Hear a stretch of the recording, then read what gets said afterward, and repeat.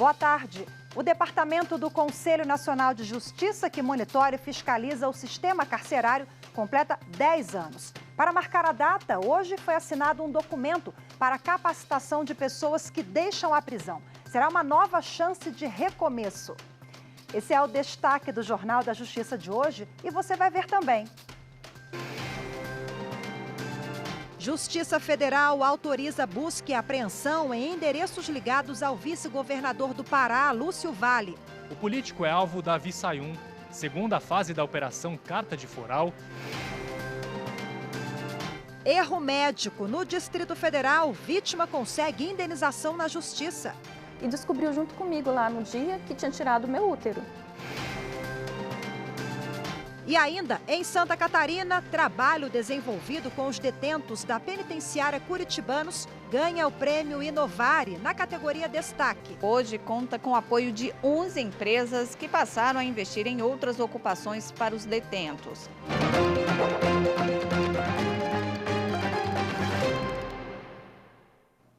A primeira vara federal de Alagoas determinou a prisão e busca e apreensão na Operação Marechal, realizada pela Polícia Federal no estado. A ação é concentrada nos municípios de Maceió e Marechal Deodoro e tem como alvo um grupo que fraudava benefícios da Previdência Social. Segundo as investigações, a quadrilha era especializada na obtenção de amparo assistencial ao idoso e pensão por morte, por meio de falsificação de documentos e suborno de servidores públicos.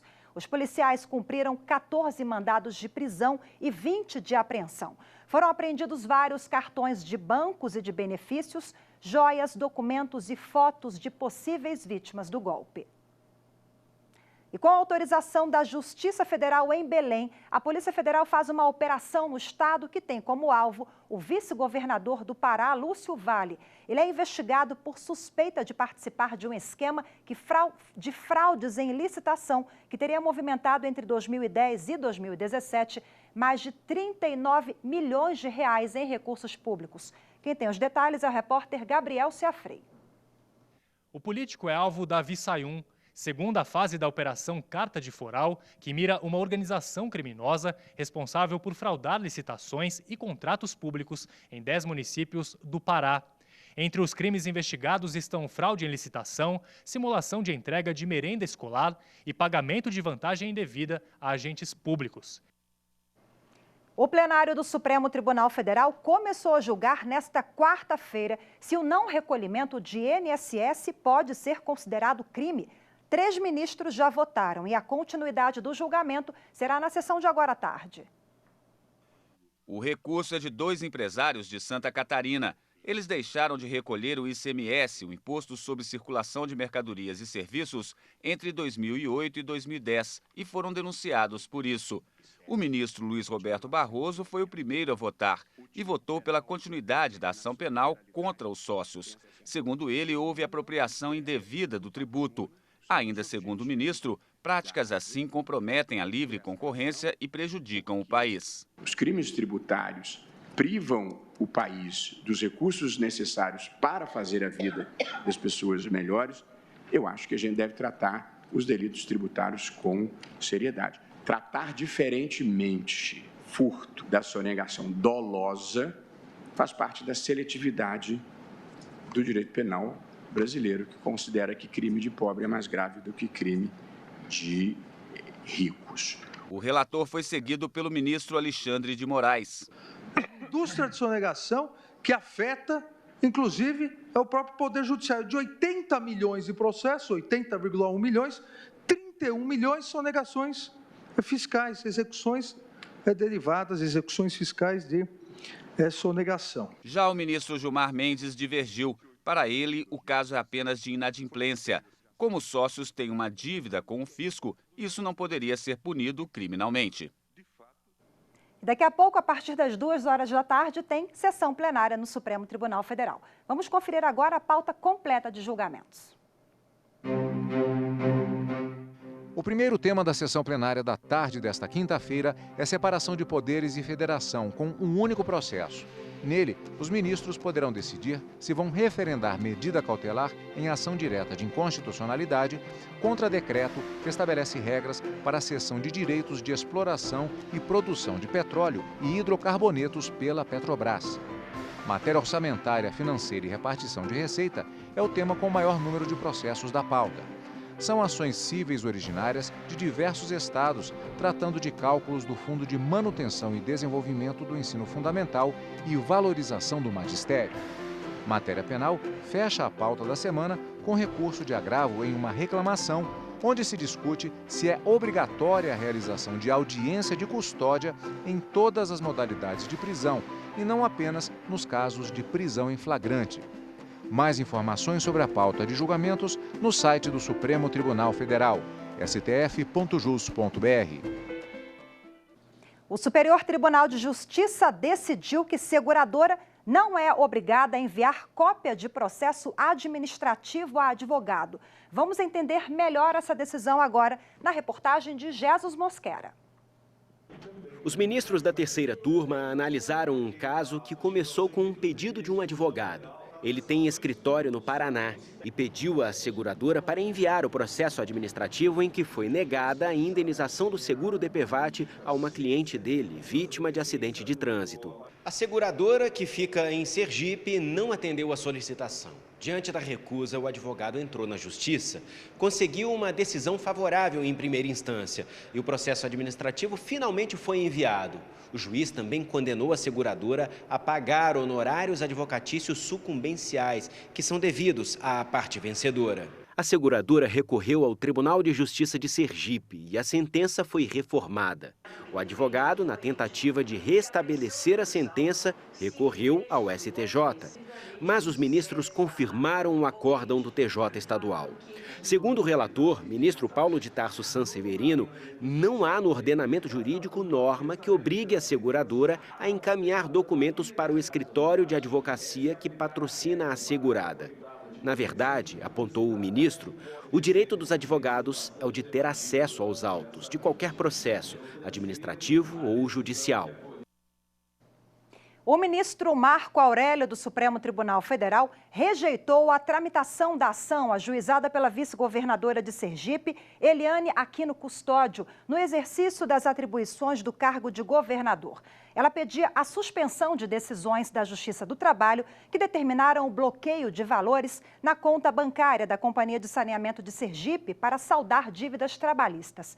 Segundo o ministro Marco Aurélio, o executivo não pode questionar o bloqueio, pois a empresa tem personalidade jurídica de direito privado e só poderia ser representada pelo diretor-presidente ou por alguém designado para esse fim. E depois do intervalo, erro médico. Vítimas recorrem à justiça em busca de reparação. Isso é assunto para o próximo bloco. Você continue com a gente.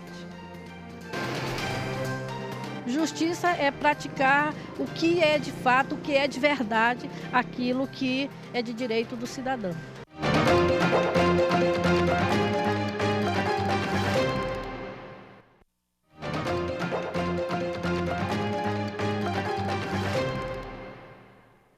A Associação de Advogadas pela Igualdade de Gênero ajuizou no Supremo Tribunal Federal uma ação com pedido de liminar contra a lei que trata da alienação parental. A norma define a alienação parental como a interferência na formação psicológica da criança ou do adolescente, promovida ou induzida por um dos genitores, pelos avós ou por alguém que tenha autoridade sobre a criança ou o adolescente. A associação argumenta que a tese de alienação parental se banalizou e vem sendo usada para enquadrar todo tipo de divergência em disputas judiciais de divórcio, em guarda, regulamentação de visitas e investigações e processos criminais por abuso sexual, seja tanto para atacar, defender ou simplesmente como argumento de reforço. A relatora é a ministra Rosa Weber. Um motorista de ônibus conseguiu o direito ao recebimento do adicional de insalubridade em grau médio.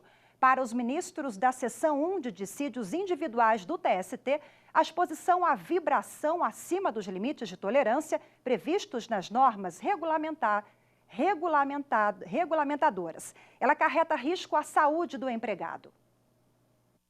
Na reclamação trabalhista, o motorista disse que dirigia ônibus antigos com motor dianteiro, que causava enorme ruído e intensa vibração do corpo. Ele alegou que a empresa não fornecia protetores auriculares, nem tomava medidas para reduzir ou eliminar as fontes de vibração, e pediu que o adicional de insalubridade fosse pago pela empresa. O Tribunal Regional do Trabalho em Minas Gerais manteve a sentença que havia negado o pedido do motorista e condenou o empregado ao pagamento dos honorários referentes à perícia no valor de R$ 1.200. A decisão foi mantida pela 6ª turma do TST sob a justificativa de que a vibração constatada pela perícia era inferior ao limite estabelecido pela norma regulamentadora número 15 do extinto Ministério do Trabalho. O motorista recorreu então à seção 1 de dissídios individuais, responsável por uniformizar a jurisprudência trabalhista. O relator, ministro Hugo Schormann, observou que, de acordo com a jurisprudência do TST, nos casos em que há exposição à vibração situada na zona B do gráfico da norma 2631 da Organização Internacional de Normalização, a ISO, há potencial risco à saúde do trabalhador. O ministro afirmou ainda que os limites de vibração no ambiente de trabalho que fundamentam a decisão da 6ª turma foram alterados em 2014 pelo Ministério do Trabalho. No entanto, como o contrato do motorista havia sido rescindido em 2013, a SDI1 condenou a empresa ao pagamento de adicional de insalubridade em grau médio. A decisão foi unânime. Representantes da Prefeitura do Rio de Janeiro e dos trabalhadores da saúde voltam a se reunir hoje para buscar uma solução para a greve que entrou no 3º dia. A audiência está marcada para as 2h30 da tarde no Tribunal Regional do Trabalho. Ontem, a Justiça determinou o bloqueio de todas as contas da Prefeitura para pagar salários atrasados. Mais de 5.000 agentes de saúde estão sem receber os pagamentos. O relatório da Organização Mundial da Saúde aponta que, a cada minuto, 5 pessoas morrem por erro médico no mundo. No Brasil, o número de vítimas também é grande e boa parte dos casos vai parar na Justiça. O relatório da Organização Mundial da Saúde abrange como erro médico, diagnósticos, prescrição de medicamentos e operações erradas. Segundo o levantamento, 2.600.000 pessoas morrem nos 150 países mais pobres por causa de tratamentos errados. 40% dos pacientes sofrem por consequências de erros médicos. A Adriana faz parte dessa estatística. Há 1 ano e meio, ela foi submetida a uma cirurgia por causa de endometriose que a impedia de engravidar. Segundo o médico que acompanhou a Adriana, o procedimento facilitaria a gestação. Mas dias depois da cirurgia, ela descobriu que o desejo de ser mãe não poderia mais ser realizado por causa de um erro. Eu voltei lá no médico depois de uns 10 dias, né, que ele pediu para retirada de pontos. E quando ele fez o exame, que na verdade nem era para ter feito, e ele fez achando que eu tinha feito só endometriose, cirurgia de endometriose, ele arrebentou os meus pontos e descobriu junto comigo lá no dia que tinha tirado o meu útero. Ele ficou muito nervoso lá na hora, não sabia nem o que falar. E eu comecei a chorar, fiquei muito nervosa, falava para ele, mas eu tô como assim? Como é que tirou meu útero? Eu não vou poder mais ter filho. E ele, não, eu não sei o que aconteceu, a gente tirou, ele não sabia o que dizer. O caso foi parar na Justiça. A 2ª Vara Civil de Brasília condenou o médico e a clínica dele a pagar R$15 mil de indenização por danos morais à Adriana e R$7 mil para o marido e o filho dela. O juiz entendeu que o médico foi negligente, o que resultou na retirada do útero desnecessariamente. Ainda cabe recurso da decisão. Ela tinha um filho, queria ter mais um filho há bastante tempo. O tratamento era um tratamento relativamente simples, por laparoscopia, um tratamento para curar a endometriose que ela padecia. Ocorre que na data da cirurgia foi retirado o útero e os ovários, ou seja, foi feita uma esterectomia total, sem o conhecimento dela, nem a anuência dela, por óbvio, e o próprio médico, posteriormente na clínica, reconheceu que errou, que entrou no automático para a cirurgia, que ele faz várias cirurgias durante o dia e entrou para a cirurgia achando que talvez fosse para fazer uma esterectomia, que esse foi o procedimento que ele realizou.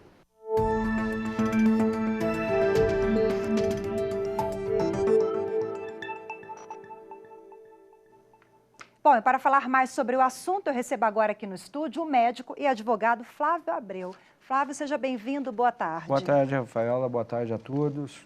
Bom, acompanhamos na reportagem, é um caso que realmente, infelizmente, o senhor me dizia aqui nos bastidores que são comuns essas histórias, né, uma aberração, mas eu fiquei com uma dúvida de quem é a culpa, quem pode ser responsabilizado judicialmente, é a clínica, é o médico, os dois? Veja, o caso concreto precisaria conhecer mais o teor do processo, entretanto, a matéria jornalística nos dá aí bastante informações para o entendimento.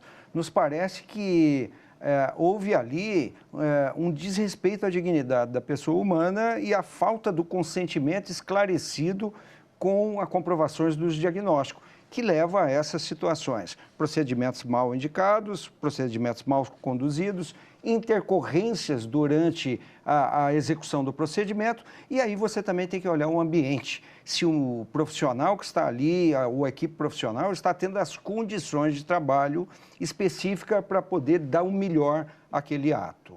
Doutor Flávio, quando a gente se refere a erro médico, é algo muito mais abrangente, né? O que contempla? Olha, Rafaela, eu particularmente, eu defendo que não sobre o logotipo, logomarca ou estereotipo erro médico, há uma série de outras situações que não estão inseridas ao ato do médico. Você tem erro médico, podendo ser erro do médico, mas também erro do sistema de saúde, erro da administração, erro da operadora de saúde, ausência de condições para que aquele médico atue ali com as convicções e a concentração para o ato, além dos seus para-auxiliares. Com todo respeito a todas as profissões, mas há de haver o erro da enfermagem, o erro da fisioterapia, o erro da nutricionismo, dos nutricionistas, o erro de quem dá o suporte para a recuperação, técnico de enfermagem, auxiliares, etc. Então, eu gostaria de propor aqui, sabe, Rafaela, em vez de erro médico, erro em saúde, ficaria muito mais generalizado e aí a gente poder fragmentar aonde está a ocorrência desse fato. É porque popularmente a gente acaba se referindo como erro médico que engloba isso tudo, né? Mas em relação a casos que chegam ao Poder Judiciário, a questão do erro médico ou desses erros que acontecem em cirurgias, em procedimentos, isso nós temos uma diferença em relação ao procedimento cirúrgico e essas outras questões do dia a dia, como é que funciona? Olha, a nossa legislação evoluiu muito, principalmente após o século passado, né? Nós tivemos aí, inclusive, a promulgação do Ato de Genebra, de uma modernização do Código de Ética e do nosso juramento de Hipócrates. E aí você passa a respeitar a dignidade da pessoa humana, a sua liberdade de decidir. Nossa legislação evoluiu absurdamente, já no início desse século, com o Código Civil de 2002, onde está lá, ninguém é obrigado a dispor, artigo 15, de parte do seu corpo ou ser submetido a um procedimento com risco sem o seu prévio consentimento. Nós vamos aí abrir outras vertentes nas urgências e emergências, e aí fica muito extenso o assunto, mas eu quero focar nisso, respeitar a dignidade da pessoa e a sua autonomia de bem decidir se ele quer ou não ser submetido àquele procedimento e quais são os riscos, porque o consentimento esclarecido dará a ele a segurança de que ele tomou uma decisão consciente, livre, e os resultados a serem aferidos posteriormente dá a seriedade que a medicina precisa e os profissionais de saúde para lidar com esse tipo de situação. Doutor Flávio, o assunto rende, infelizmente o nosso tempo é curto, agradeço a sua participação, uma boa tarde. Muito obrigado, Rafaela, boa tarde a todos e sempre à disposição, que é um assunto polêmico, é um assunto quente e que nós temos sim que estar sempre aptos a discutir esses assuntos com veemência. Com certeza, obrigada. Obrigado. E a seguir, os 10 anos do Departamento de Monitoramento e Fiscalização do Sistema Carcerário. Voltamos já. Direitos iguais para todos, né? Que todos pudessem ter saúde, né? E um bom emprego para poder se sustentar.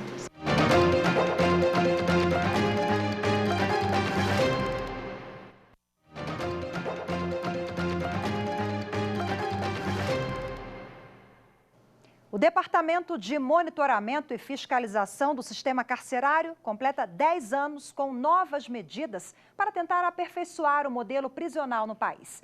Numa solenidade agora pela manhã, no Supremo Tribunal Federal, foi assinado acordo de cooperação técnica para capacitação de reeducandos. Desde que começou a funcionar há 10 anos, o Departamento de Monitoramento do Sistema Carcerário já foi responsável por uma série de mudanças na vida de quem busca a ressocialização.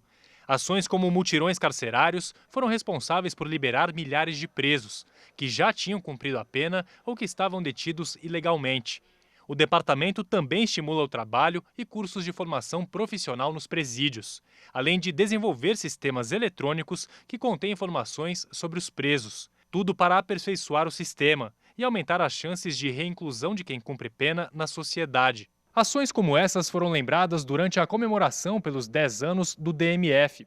Para marcar a data, o presidente do STF e do CNJ, ministro Dias Toffoli, se reuniu com o ministro do STF, Ricardo Lewandowski, com o Corregedor Nacional de Justiça, ministro Humberto Martins, conselheiros do CNJ e a representante do Programa das Nações Unidas para o Desenvolvimento aqui em Brasília. O Corregedor Nacional de Justiça destacou a atuação do Departamento de Monitoramento e Fiscalização do Sistema Carcerário. O Judiciário não pode ser partícipe de um sistema prisional em que a superlotação é a regra, no qual a oferta de educação e trabalho ainda é irrisória. Ao reconhecer tudo isso, a gestão do ministro Dias Toffoli, à frente do Conselho Nacional de Justiça, estabeleceu um conjunto de ações, e um conjunto de ações também para a área específica, que ganha contorno de política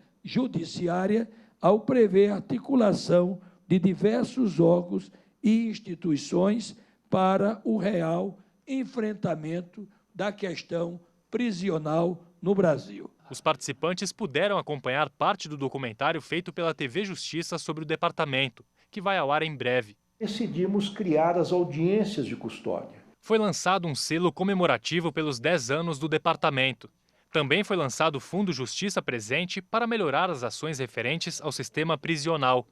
Os participantes receberam o relatório anual do programa Justiça Presente, uma parceria do CNJ e do PNUD que busca soluções para os problemas do sistema prisional e socioeducativo. A solenidade marcou ainda o lançamento do Escritório Social Virtual, que permite o acompanhamento da situação de pessoas que estão em progressão de regime, sendo reinseridas à sociedade, permitindo qualificação e acesso a vagas de emprego, e a assinatura de um acordo de cooperação técnica entre o CNJ e uma entidade educacional, que auxilia a capacitação de reeducandos. O presidente do Supremo Tribunal Federal e do Conselho Nacional de Justiça fez um retrospecto da atuação do departamento e lembrou a importância da implantação de políticas públicas no âmbito do sistema carcerário. O DMF é em si mesmo uma política pública da nação brasileira e do Estado brasileiro, e é esse compromisso que temos como gestor de dar andamento a essa política pública.